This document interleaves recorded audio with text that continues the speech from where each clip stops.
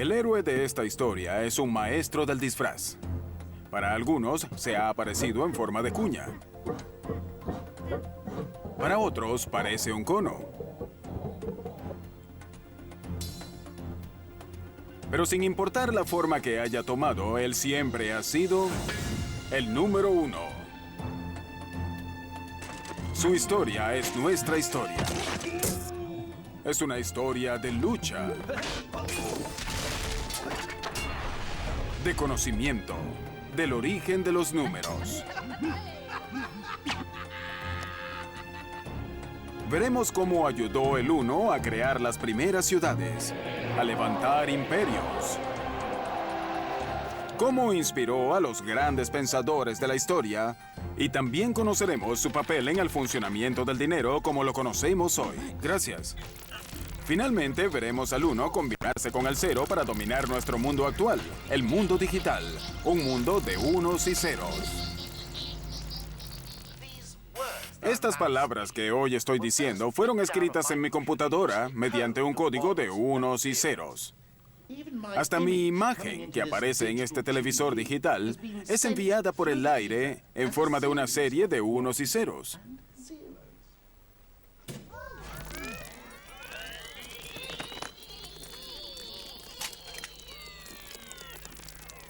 Bien, ¿cómo es que estos dos dígitos llegaron a dominar nuestro mundo?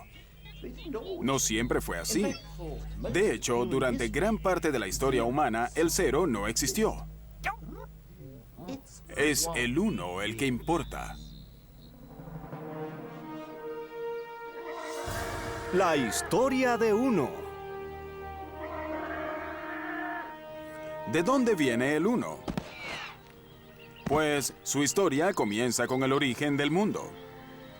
Hace unos 3.400 millones de años, años más, años menos, por supuesto. El primer y primitivo Uno saltó del caldo primario y cayó en tierra firme.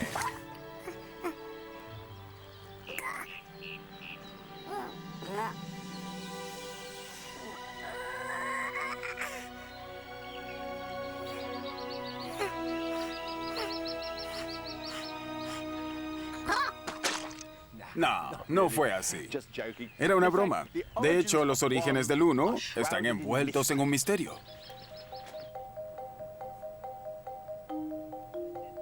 Es un misterio que solo los ancestros más primitivos pueden responder. En algún momento, uno de ellos debe haber sido el primero que utilizó el Uno para contar. ¿Pero cuándo? Desde que el hombre aprendió a hacer marcas en los huesos, ha hecho precisamente eso, marcas en los huesos. Pero, ¿qué hay del amigo que hizo marcas como estas hace 150.000 años? ¿Es posible que las hubiera hecho para contar? ¿Estas marcas representan una serie de unos? Pues los expertos nos dicen que, luego de evaluar la evidencia científica y arqueológica, no tienen ni idea. De lo que sí están muy seguros es que el Uno es mucho más joven que nosotros. No fue sino hasta hace poco, apenas unos 20.000 años, que apareció la primera evidencia realmente sólida de que el Uno existió y de que alguien lo utilizó para contar. El nacimiento del Uno. Claro, no se veía así cuando nació. Entonces, el Uno era solo una marca en un hueso. Este hueso, conocido como el hueso de Ishango, lo encontraron hace poco tiempo en el Congo. Miren esto. ¿Se ven estas marcas? Sabemos que cada una representa un uno. ¿Cómo lo sabemos? Pues alguien usó esto para contar porque hay 60 marcas en este lado del hueso y 60 marcas de este otro lado. Y atrás están en grupos igualmente numerados. Eso no se puede hacer sin contar. El hueso de Ishango podría ser el momento definitivo de la historia de la humanidad. Según los zoólogos, otros mamíferos pueden contar hasta 3 o 4, pero no más.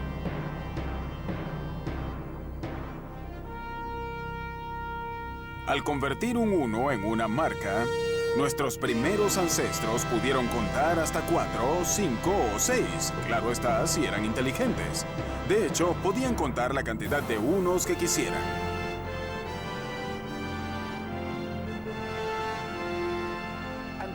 Eso fue lo que nos dio ventaja sobre los leones y los tigres. Desde entonces, el contar no tuvo límites. El 1 se estaba convirtiendo en un hombrecito.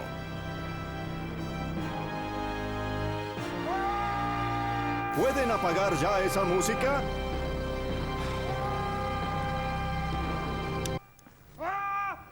Gracias.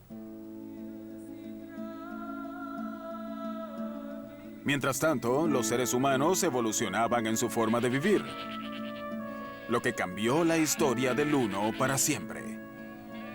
Dejaron de vivir en cuevas naturales y comenzaron a construir sus propias cuevas, casas.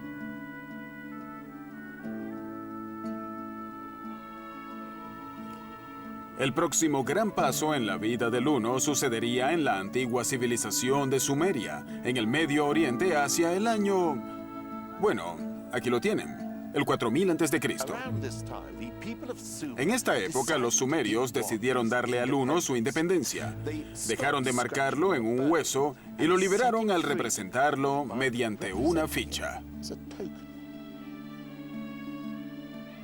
El 1 se civiliza. Esta transformación cambió no solo la vida del 1, sino el curso de toda la historia. La invención de las fichas les permitió a los sumerios hacer lo que nadie había hecho nunca antes. Si se agregan marcas a un palo o a un hueso, solo se pueden sumar y ya. Con las fichas, uno puede restar. Digamos que tienes 6 pollos y te comes 5. ¿Qué te queda? Una indigestión. No, inventaste la aritmética. Ha sido el mayor logro del 1 hasta ahora. Pero, ¿por qué pasó aquí? Para saber eso, debemos ir a donde esto no sucedió.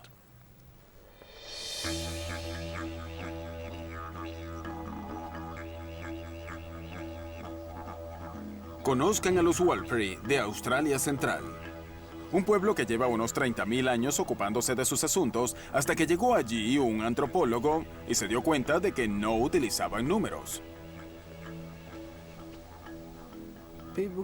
La gente se interesó mucho en Warlpiri porque en nuestro idioma no utilizamos los números. Tenemos una palabra para el 1, pero eso es todo. Hasta hace poco los Warlpiri vivían sin el uso de números. ¿Cómo es posible hacer eso? Las cosas que ustedes hacen en su mundo son distintas aquí. El viejo Halpal Harry, por ejemplo, nunca conoció los números. Hola, Halpal Harry. ¿Cuántas veces te has casado? Una. ¿Cuántos nietos tienes? Muchos. Bajan. Halpal Harry nombra a sus nietos, pero no dice que son 4. Eso no existe en su vocabulario. Muchos.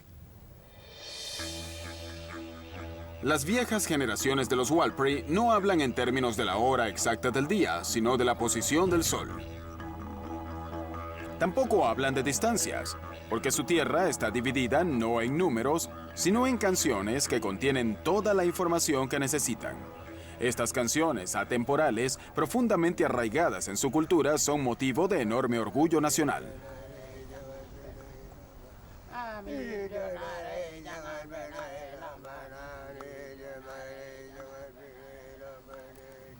De hecho, en su vida tradicional, un Warlpiri no necesita un sistema numérico, mucho menos la aritmética.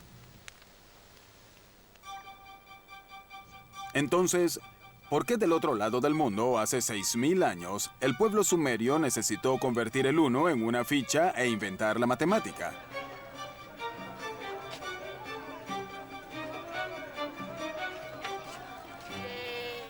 ¿En qué se distinguía la vida del Medio Oriente? Es decir, ¿por qué la gente de aquí estaba tan dispuesta hacia las matemáticas?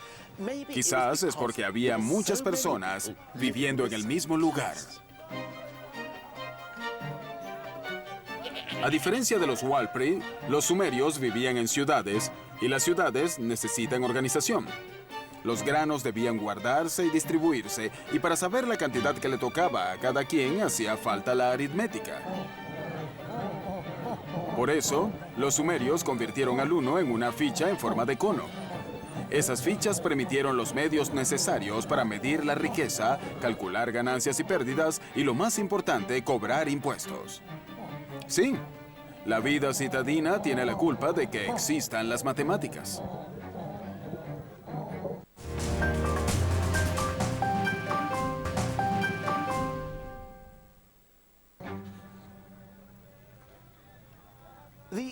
La habilidad para la aritmética no era lo único que los sumerios necesitaban para sus programas cívicos.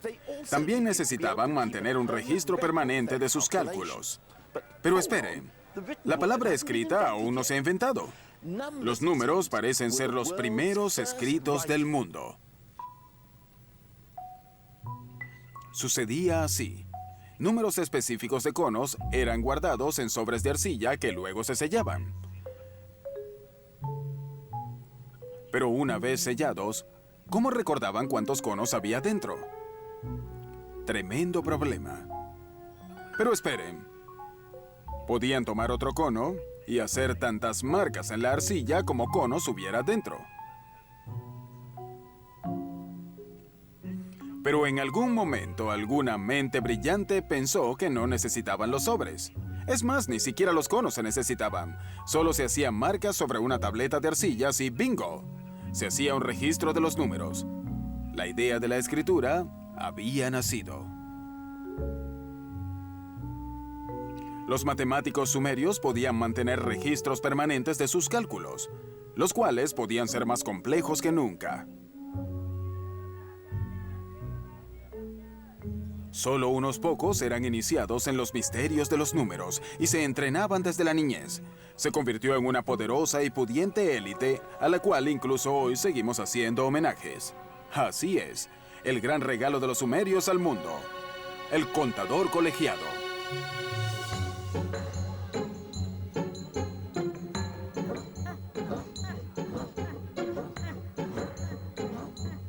El uno era tan disciplinado y organizado como nunca antes. Se convirtió en una poderosa herramienta, útil para poder construir imperios, que fue precisamente lo que le pasó al uno en su próxima encarnación. El uno se convierte en una medida.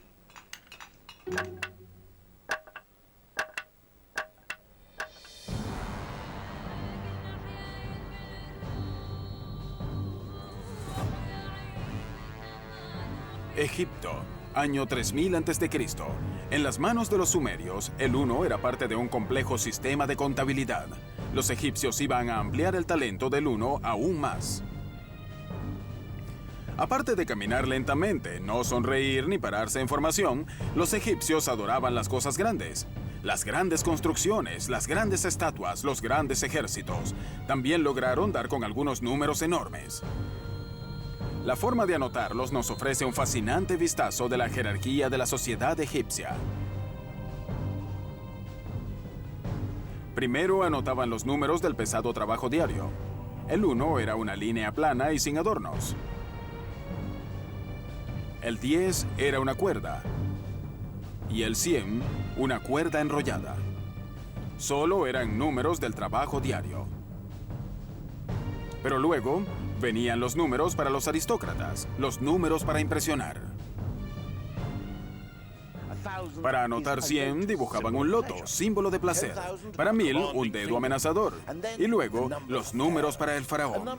Un número con el que los sumerios jamás soñaron. 1.000.000. Un número que el faraón necesitaría solo para contar sus prisioneros.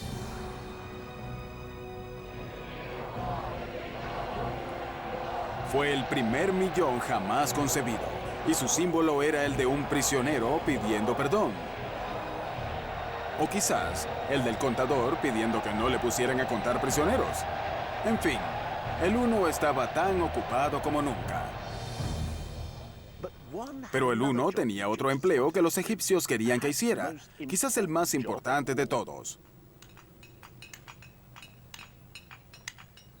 necesitaban que el uno los ayudara en las construcciones. Los primeros egipcios eran excelentes constructores y tenían un buen ojo para la belleza. Pero no se puede crear un edificio hermoso sin medir las cosas bien. Y no se puede medir nada bien a menos que sepas cuál es la unidad de medida. Es decir, cuánto medía ese uno. Para resolver este problema, los egipcios hicieron algo que nadie más había hecho. Definieron su versión propia del uno. La basaron en el largo del brazo de un hombre, desde el codo hasta la punta de los dedos más el ancho de la mano. Así, el uno fue conocido como el codo, la medida de todo, la regla indiscutible.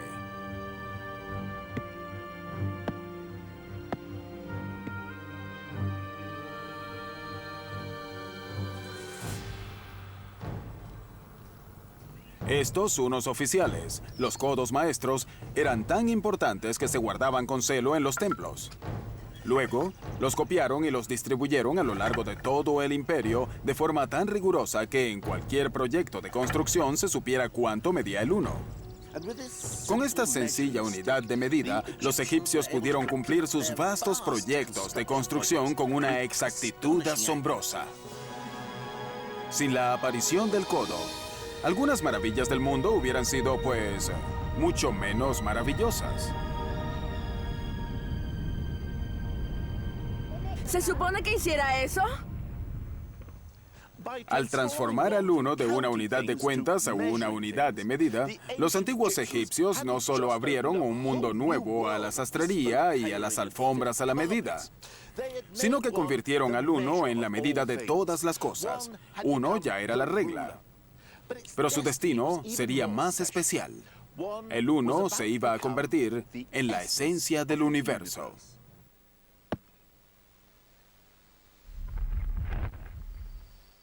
El uno se convierte en un dios griego.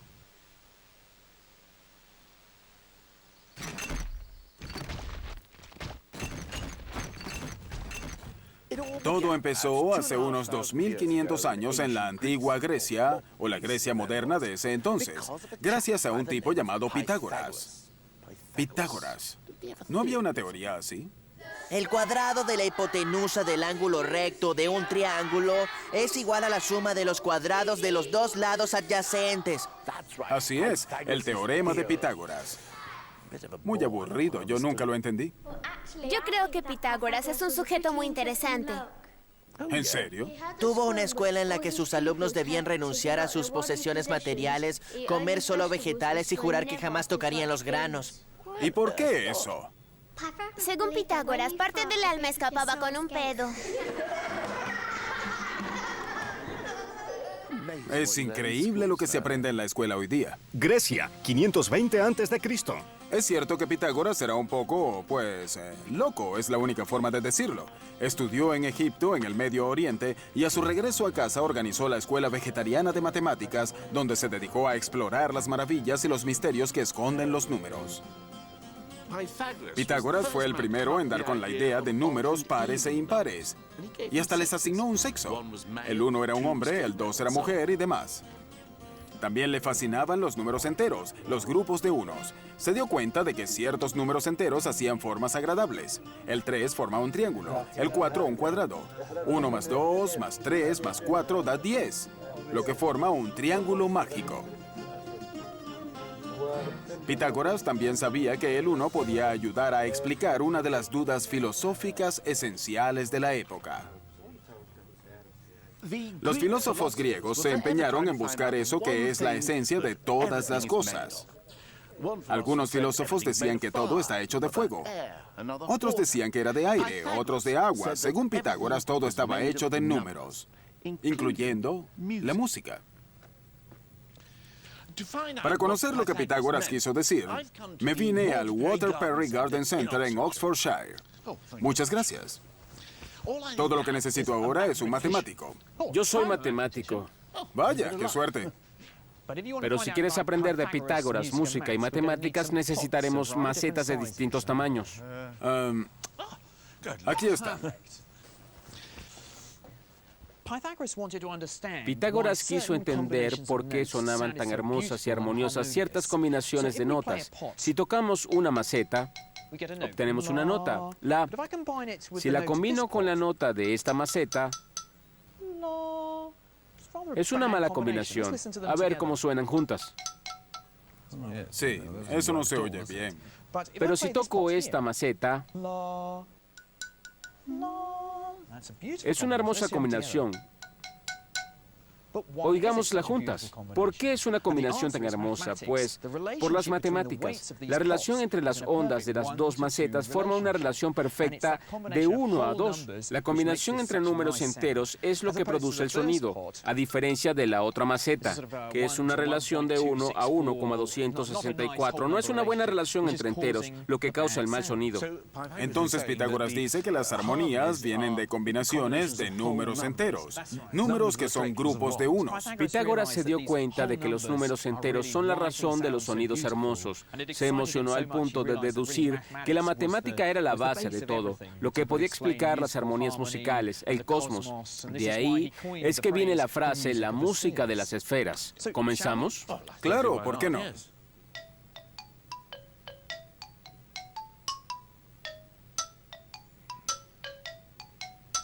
Si la belleza de la música descansaba en los números enteros, según Pitágoras, todo lo demás también.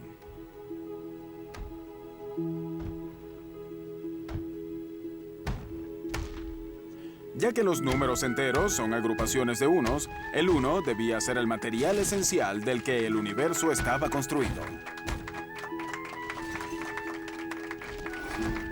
Nunca fue más admirado el uno. Sin embargo, el sistema de creencias de Pitágoras iba a fracasar. Irónicamente, el triángulo que lo hizo tan famoso sería la prueba de su error.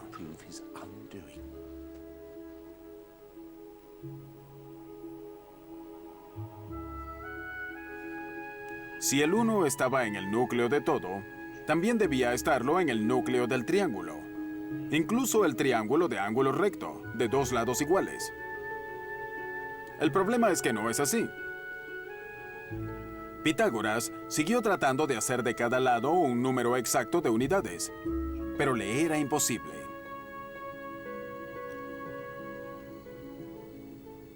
Cuando uno de sus discípulos le hizo ver esto, los demás lo abrumaron. El sistema de creencias de Pitágoras, de que el mundo estaba basado en unidades, era una mentira.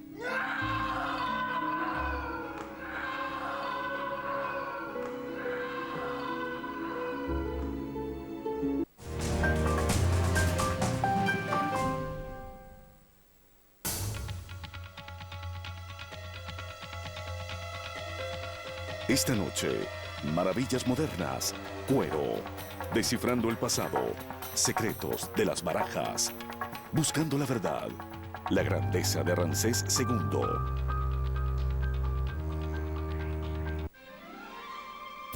La vida es mucho más agradable cuando sorprendes a tu familia con toda la dulzura de Splenda, endulzante sin calorías. Usa Splenda endulzante sin calorías para endulzar tus bebidas y preparar muchas de tus recetas favoritas. Quedan sabrosas y sin todas las calorías del azúcar. Desde hoy, cuando pienses en azúcar, usa Splenda. Estar cerca es disfrutar de la compañía más impactante. Estar cerca es descubrir las personalidades más apasionantes. Estar cerca es saber quién es quién. Es Biography Channel. Con más de 800 personajes de todos los ámbitos, de las artes, de la ciencia, de la historia, del espectáculo. Biography Channel. Nunca estuviste tan cerca.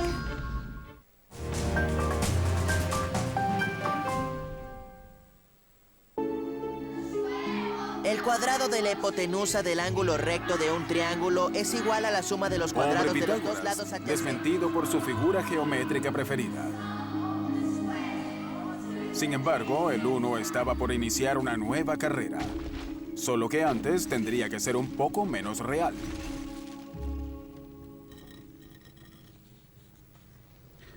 Como los que le precedieron, Pitágoras no podía concebir los números a menos que representaran cosas reales. Un 1 no era un 1 a menos que representara una silla, un paso, un presentador de televisión. Pero los matemáticos que siguieron a Pitágoras se liberaron de esta limitante. Sí, Arquímedes es famoso hoy por ser el primer inventor. Además, fue el más grande matemático del mundo moderno.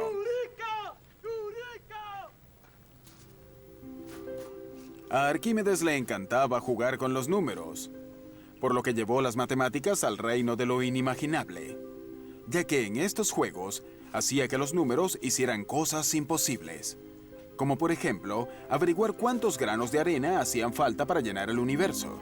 Aunque algunos de estos juegos parecían triviales, a veces arrojaban resultados prácticos de los cuales nos beneficiamos hoy día. Por ejemplo, estaba obsesionado con lo que sucedería si se convertía una esfera en un cilindro. ¿Cuál sería la diferencia en el área que ocuparía?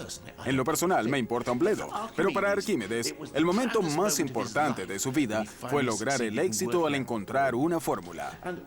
Aunque fue apenas un alarde de conocimiento matemático, al final probó ser asombrosamente útil.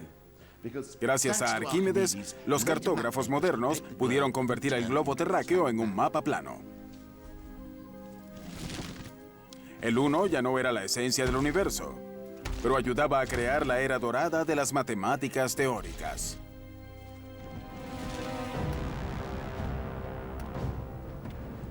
Pero una nueva fuerza se desarrollaba en el mundo, y el 1 iba a ser dominado por gente que tenía obsesiones muy distintas.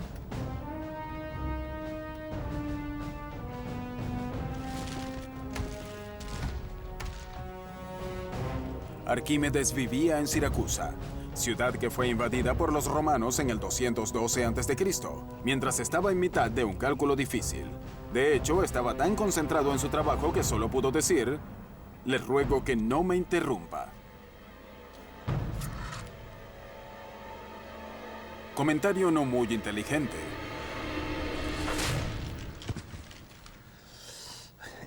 Fue el fin de la matemática teórica en el mundo clásico. A los romanos no les interesaban las abstracciones etéreas como el cálculo del peso de todas las cabras que jamás han existido. A ellos les interesaba el poder. Le gustara o no, el 1 era un servidor de Roma. Debía dejar detrás el confuso mundo de las matemáticas abstractas y asumir asuntos más prácticos. El 1 entra al ejército.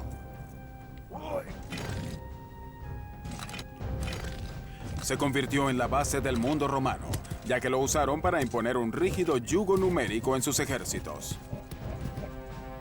Había 10 hombres en una sección. 10 secciones con 100 hombres eran las llamadas centurias. A 2 secciones se les llamaba manipulus, lo cual significa literalmente un puñado, lo cual imagino que eran 200 soldados romanos. Hasta los castigos se plegaban a principios numéricos. Si una legión sufría una derrota humillante, toda la legión era diezmada, palabra que proviene del latín decem o 10. Sin importar su culpa, 1 de cada 10 soldados era asesinado.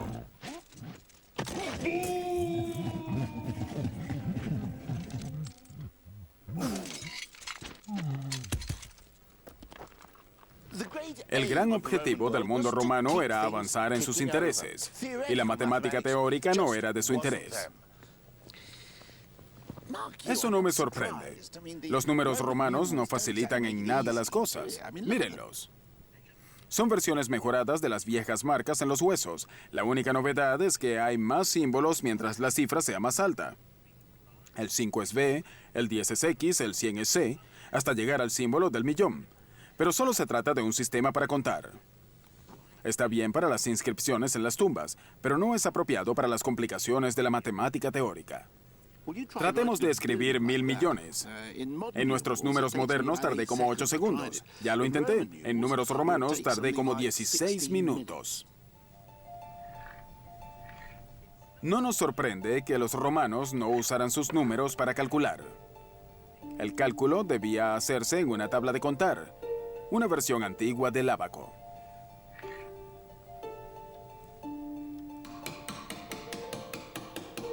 Los números solo se usaban para registrar los resultados finales. Quizás no sea coincidencia que hoy, a diferencia de los griegos, hoy no recordemos a un solo matemático romano.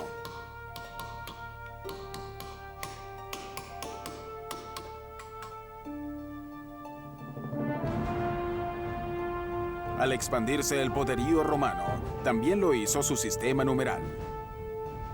En los próximos 500 años, toda Europa, desde España hasta Turquía, caería bajo control romano. Incluso luego de caer su imperio, su sistema numeral sobrevivió.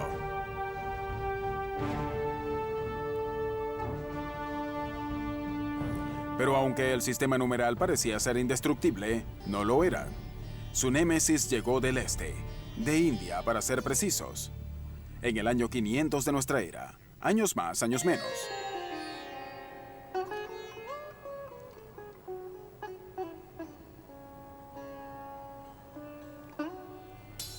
El uno tenía un primo hindú que vivió por algún tiempo envuelto en una atmósfera bastante exótica. El iluminado. Los hindúes parecían estar menos preocupados por su organización militar que por renunciar al mundo y hallar la iluminación. Pero el nirvana no queda a la vuelta de la esquina. Para alcanzarlo se requiere de un viaje muy largo que toma muchísimo tiempo. Para cumplir con esto, los hindúes dieron con unos números estupendamente grandes.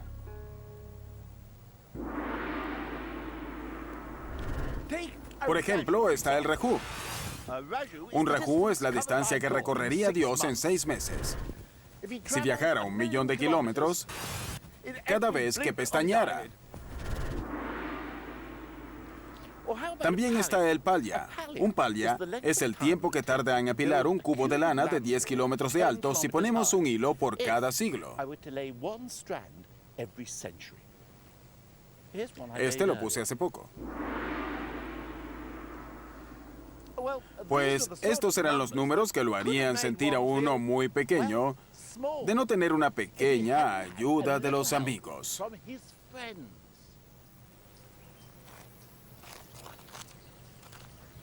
A diferencia de los romanos, los hindúes desarrollaron un sistema para manejar los grandes números. Desarrollaron un símbolo distinto correspondiente del 1 al 9. 1, 2, 3.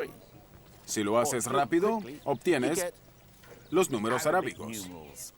No son arábigos, son hindúes. Los utilizamos desde el 500 después de Cristo. Tienen razón, ¿saben? Los números que usamos hoy se llaman arábigos, pero en realidad nacieron en India hacia el 500 antes de Cristo. Pero hace unos 1500 años, o quizás un poco más, si vuelven a ver este programa después, a alguien se le ocurrió una estupenda, increíble y extraordinaria idea. La mayor revolución en los números desde que los sumerios inventaron la matemática. Una creación que cambiaría al mundo. Inventaron un número completamente nuevo. Y ese número está aquí, dentro de este pequeño templo de 11.000 años de antigüedad, localizado en Wailor, al norte de India. Luego de un viaje de como 1000 kilómetros, al fin voy a verlo.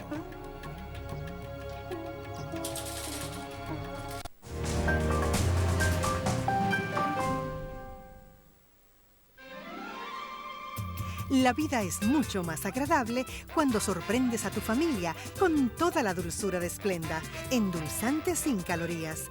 Usa Splenda endulzante sin calorías para endulzar tus bebidas y preparar muchas de tus recetas favoritas.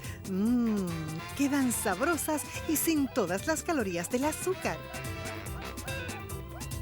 Desde hoy, cuando pienses en azúcar, usa Splenda. Como odontólogo sé que hasta 9 de cada 10 niños sufren de caries. Por eso le enseño a mi hija cómo cepillarse hasta los lugares difíciles de alcanzar. Por eso usamos Colgate, máxima protección anticaries con micropartículas de calcio y fluoruro. Las conchas son como los dientes. Cepillamos una con Colgate. Su fórmula con micropartículas fortalece hasta los lugares difíciles de alcanzar, dándole máxima protección contra la caries. Por eso confío a Colgate, mi paciente más importante. Colgate, máxima protección anticaries, marca número 1 recomendada por odontólogos.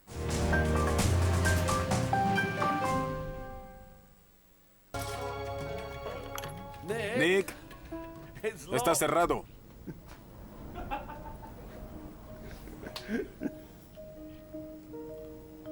Por lo pronto, esperamos. Y mientras esperamos, me pregunto por qué no inventaron antes este nuevo número.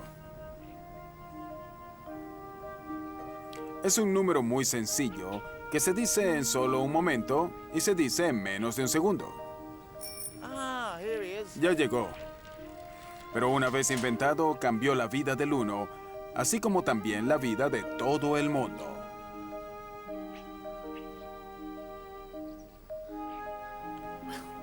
Pues aquí estamos, el primer ejemplo indiscutible del gran invento hindú. El nuevo número, el santo grial de los números. El cero. Por primera vez en la historia humana, habían convertido la nada en un número. La inscripción habla de un jardín que fue plantado para suministrar flores para el templo. Para asegurar que hubiera suficientes flores, el jardín debía medir 187 por 270 astas, unas 8 hectáreas. Bien, mientras los romanos usaban los números para registrar sus conquistas y contar cadáveres, esta gente los usaba para asegurarse de que tuvieran suficientes flores. Muchos se preguntarán por qué tanto alboroto. Es decir, ¿cuál es la maravilla de inventar un símbolo que no significa nada? Es decir, si alguien me preguntara qué tengo en la mano, solo le diría que no tengo nada en la mano. No necesito un cero para responder eso. Pues un cero por sí solo no significaría nada, evidentemente. Pero si combinamos el 0 con el 1, suceden cosas mágicas.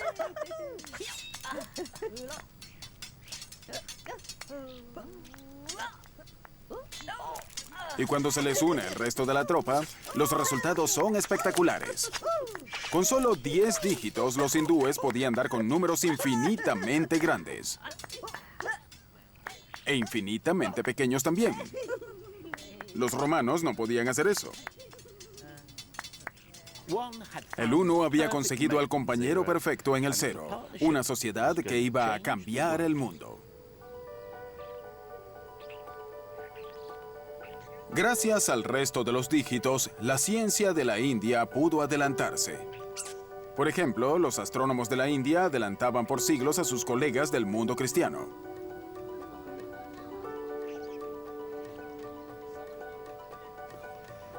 Los científicos hindúes resolvieron que la Tierra se movía sobre su propio eje y que se movía alrededor del Sol.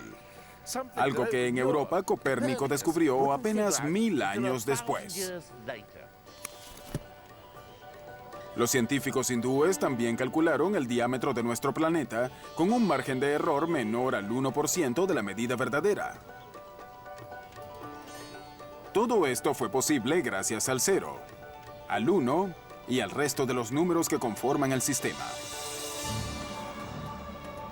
Eran una sensación y su fama comenzó a recorrer todo el mundo. Tarde o temprano habría un conflicto con los números romanos. Pero por ahora, el 1, el 0 y el resto de sus amigos lograron cruzar el desierto de Arabia. El 1 va a Occidente. Así se apoderaron de una de las sociedades más sofisticadas de la época, enclavada en lo que es hoy Irak. Bagdad, 762 de nuestra era. Controle la velocidad sin matar a su camello. Cuando el Islam tenía más o menos 100 años de edad, Bagdad era gobernada por el gran califa Al-Mansur. El califa deseaba que su gente viviera según el Corán, por lo que quiso instaurar tribunales y jueces que siguieran la ley del profeta. Bien, la ley del profeta está llena de instrucciones que necesitan muchos cálculos matemáticos que deben ser resueltos de manera precisa. Por ejemplo, a diferencia del cristianismo, el Corán insiste en que las mujeres compartan las herencias. Según el libro, debe haber una parte para el hombre y una parte para la mujer. Y cada parte depende del número de parientes y su relación con el fallecido. Para resolver tal cosa hacían falta fracciones y aproximaciones, pero esta gente contaba con los dedos. No es que no entendieran de aritmética compleja, solo que su sistema numérico no los ayudaba.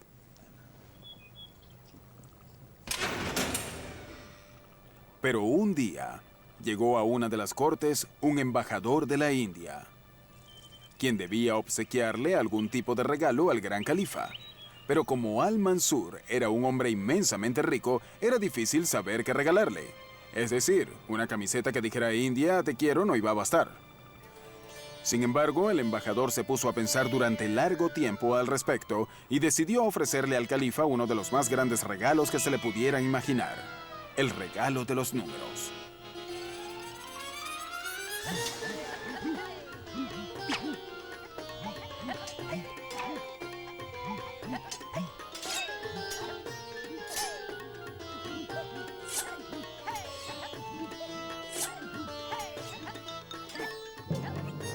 En verdad, no sabemos con seguridad cómo fue que llegó el sistema numeral de la India al mundo islámico. Pero la historia del embajador es mi favorita.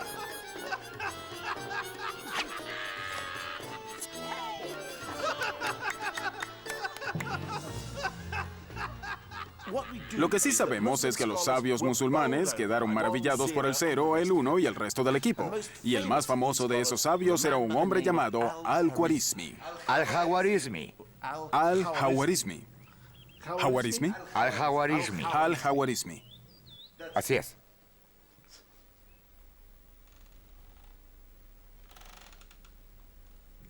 Al-Khwarizmi y sus colegas le enseñaron a los recién llegados números una gran cantidad de trucos nuevos.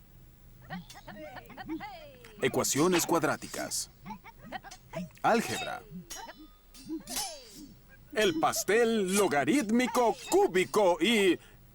Bueno, está bien, esto último lo inventé yo. Pero estas nuevas hazañas numéricas hicieron que las ciencias, como las matemáticas y la astronomía, alcanzaran su máxima expresión en el Medio Oriente. El sistema de la India se convirtió en un gran éxito en el mundo islámico.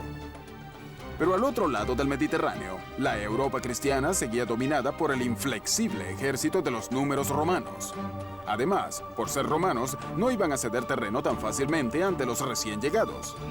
El choque entre ambos sistemas era inevitable, y a la hora de darse, cambiaría la historia del mundo occidental. El uno se adueña de Europa.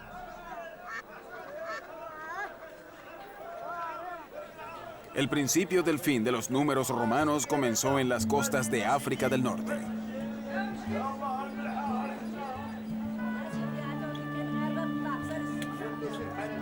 Los mercaderes musulmanes no habían tardado en adoptar el sistema del 0, 1 y compañía para sus transacciones. Para finales del siglo XII, los numerales hindúes eran de uso común. Fue en el boyante puerto de Béjaia que el hijo de un diplomático italiano de misión en Argelia vio por primera vez la maravilla de aquellos números.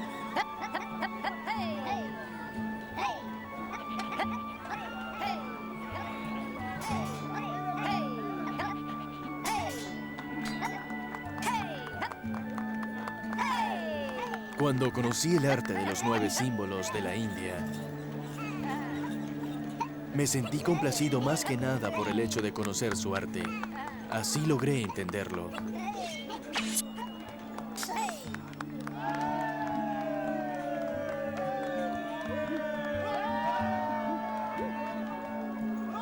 Aquel joven, conocido como Leonardo Fibonacci, quedó tan maravillado por los números hindúes que cuando volvió a casa decidió llevárselos con él.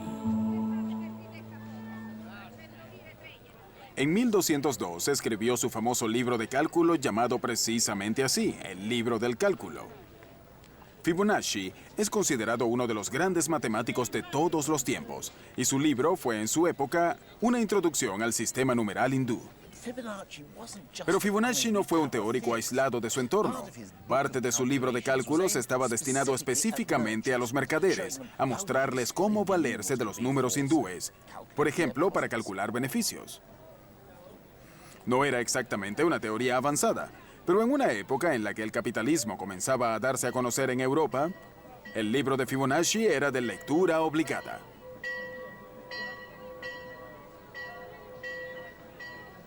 Por desgracia, la gente siguió sintiéndose cómoda con el antiguo sistema numeral. Después de todo, llevaban casi 1000 años contando con ellos. Los viejos números romanos no iban a hacerle la vida fácil a los recién llegados de la India.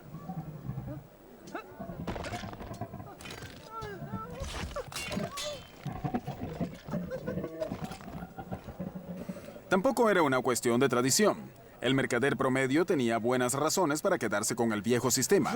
Por ejemplo, muchas ciudades italianas tenían su propia moneda en el medioevo. Cada vez que tuviera que ir a una ciudad nueva o a un nuevo plató con distintos extras y con distinta ropa, tendría que visitar al cambiador de dinero o a la banca, como se le llamaba. Una banca era una mesa para contar, provista de un ábaco con números y no con cuentas. Los que manejaban estas bancas o banqueros debían jurar que no iban a engañar a sus clientes.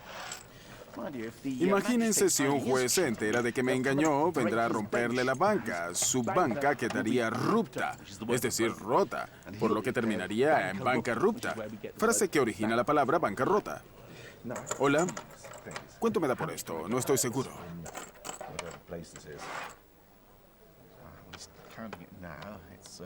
Está contando y se asegura de usar numerales que los dos conozcamos. Números romanos, por supuesto.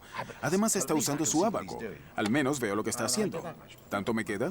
Bueno, muy bien, muchas gracias. Un placer negociar con usted. Pero si voy con uno de esos sujetos astutos que usan los nuevos y confusos números de la India.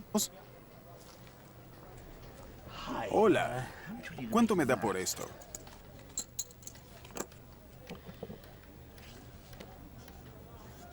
¿Lo ven? Aquí está el problema. Como buen medieval, no tengo idea de lo que escribe. Con razón, la gente sospechaba. Si mi banquero llevara mis cuentas en chino, hasta yo sospecharía. Gracias. No tengo idea de cómo calculaste esto, pero gracias de todas formas. La desconfianza era inobjetable. En 1229, la ciudad de Florencia llegó al punto de prohibir que los mercaderes usaran los nuevos números en sus cuentas. Debían usar números romanos. Pero ningún número despertaba más sospecha que el socio del 1, el 0. Un escritor expresó que el 0 era un signo que creaba confusión y dificultades.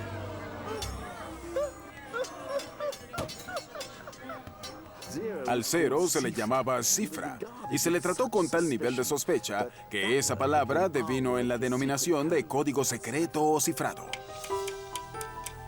De todas formas, los días del viejo sistema estaban contados, y supongo que la culpa la tiene la codicia humana. Los tradicionalistas que se aferraban al ábaco y a los números romanos nunca debieron calcular los intereses sobre los préstamos, porque para la Iglesia Católica era pecado cobrar intereses por un préstamo, el pecado de la usura.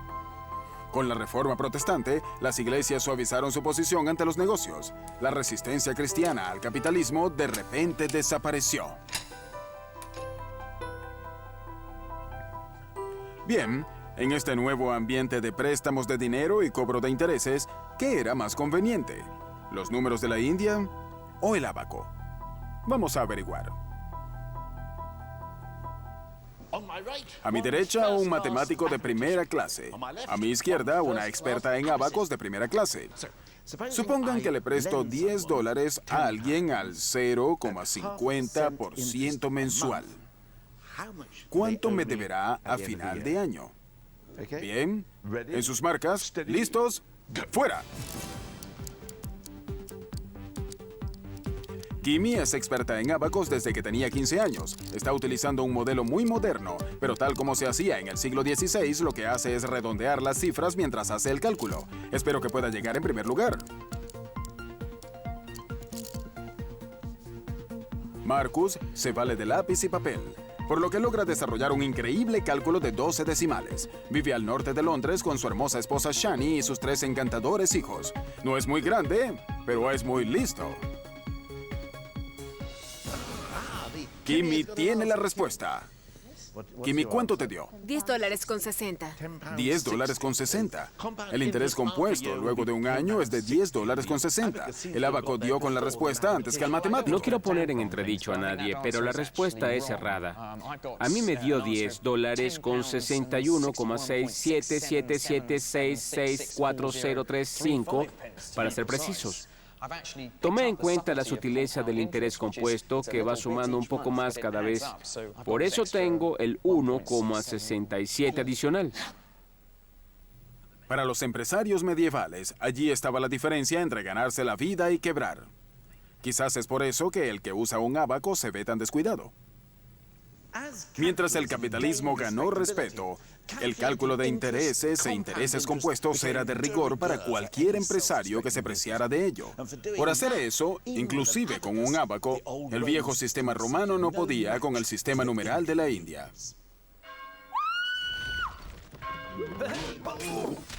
Siglos después de que Fibonacci los trajera a Europa, los números de la India al fin pudieron ganar la guerra contra los viejos romanos. Eran rápidos y versátiles, además de que hacían mejor equipo con el 0 y el 1 a la cabeza.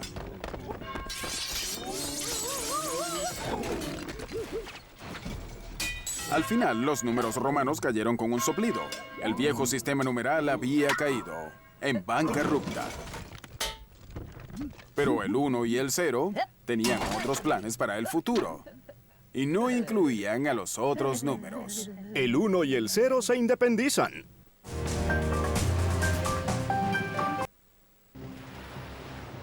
Mientras tanto, el grupo completo de números tomó al mundo occidental por asalto.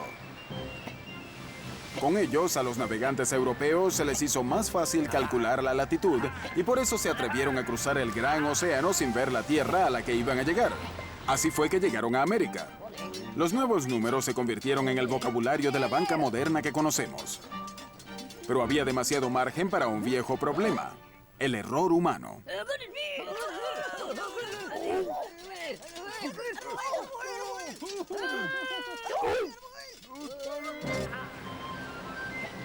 Cristóbal Colón creyó haber llegado a Japón cuando en verdad llegó a las Indias Occidentales, al otro lado del mundo. Había cometido un error, como todos los humanos, cosa que un hombre se decidió a remediar. Todo sucedió en el 1600. No sé para qué me molesto.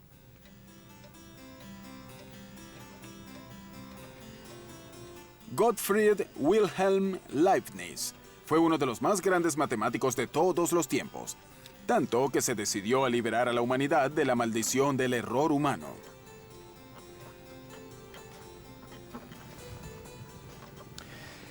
Al tratar de hacer esto, Leibniz inventó algo que aún afecta a nuestra vida cotidiana. Es más, es un invento que le daría a nuestro amigo, el 1, la oportunidad de dominar el mundo.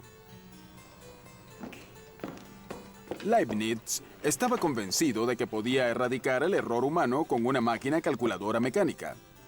Es más, la construyó y en ella usó todos los números, del 0 al 9. Fue allí cuando tuvo una mejor idea, una idea inspirada por su filosofía. Si bien es cierto que los espacios vacíos y los bosques abismales le pertenecen al 0,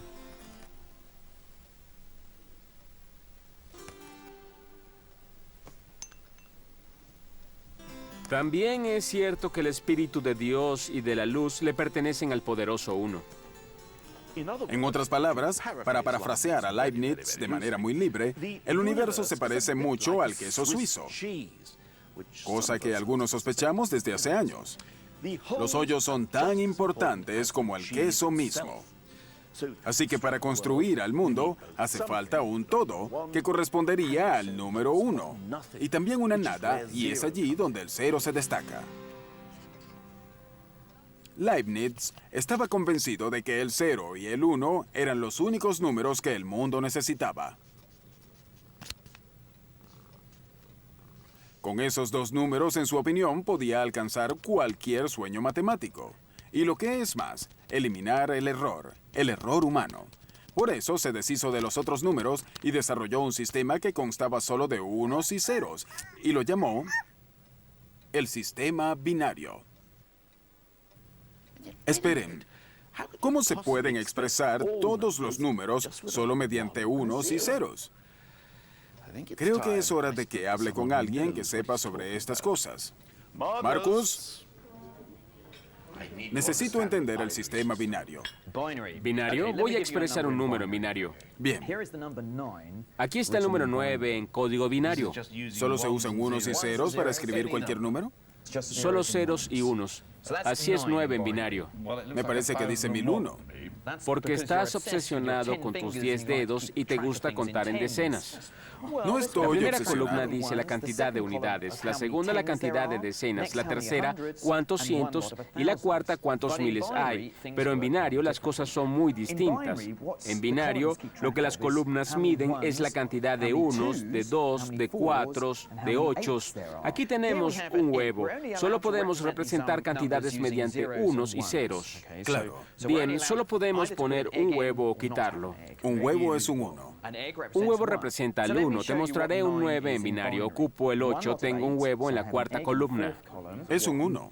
Sí, ocupo la cuarta columna correspondiente al 8. Como 8 más 1 es 9, necesito 1 en la primera columna.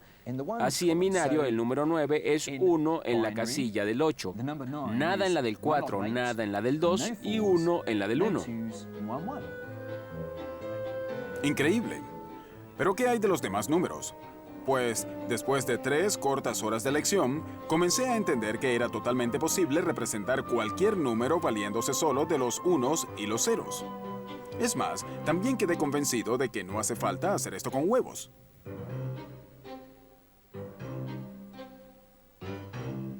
Es un sistema mecánico. Es muy mecánico el proceso de unos y ceros.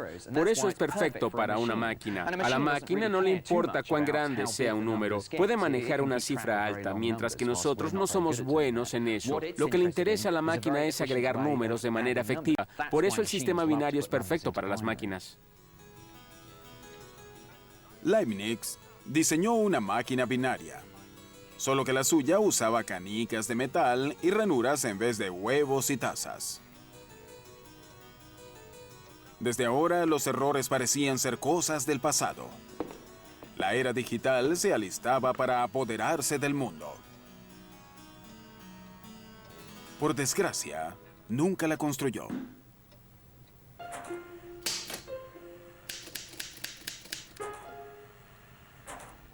El 1 y el 0 tendrían que esperar 265 años más para hacerse notar una vez más. Norte de Inglaterra, 1944. Conozcan a Colossus, la primera computadora binaria del mundo. El sueño de Leibniz convertido en realidad. Pero en vez de constar de canicas y ranuras, Colossus es electrónica. En ella, el 1 y el 0, el todo y la nada, viven al fin en su elemento en forma de corriente electrónica, encendida y apagada. Colossus fue creada durante la Segunda Guerra Mundial e instalada en la sede de la inteligencia británica en Bletchley Park. Consta de 12.000 perillas, kilómetros de cables y cientos de componentes mecánicos. Pero al igual que las computadoras avanzadas de hoy, el corazón de esta máquina es el 1 y el 0. En su forma electrónica binaria, el 1 y el 0 realizan millones de cálculos rápidos, tanto como para descifrar códigos enemigos antes de que los alemanes pudieran sacarle punta a sus lápices. Gracias a Colossus, los aliados conocían el contenido de los mensajes alemanes antes que el propio Hitler. Quizás esta extraordinaria máquina ayudó a cortar la guerra en un par de años. Pero la tecnología que se inició aquí en Bletchley cambió nuestro mundo para siempre. ¿Recuerdan la razón para usar y entender los números? ¿Para hacer cálculos astrológicos? ¿Para medir y construir? ¿O solo para dividir la división de la propiedad privada? Las computadoras lo hacen. La resolución de porcentajes, el cambio de moneda, los intereses compuestos, todos estos cálculos preocuparon y a veces superaron las grandes mentes de la antigüedad. Todo eso lo hacen las computadoras. De resto, podemos ser ignorantes felices, sin saber siquiera si la respuesta es correcta o no. Esto tiene que ser algo bueno, ¿no?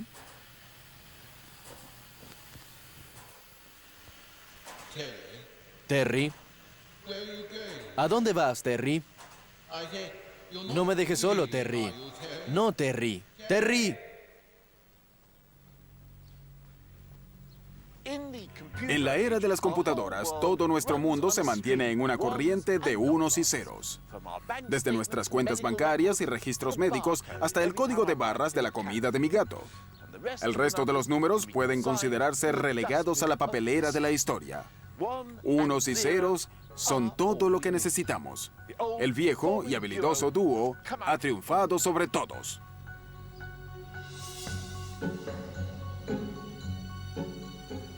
Ojalá que podamos controlar a esos chicos.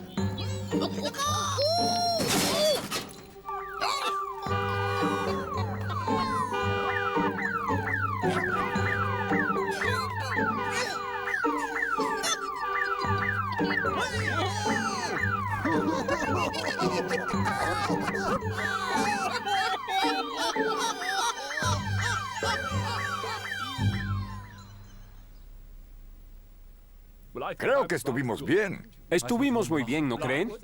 Yo prefiero trabajar con Michael Palin.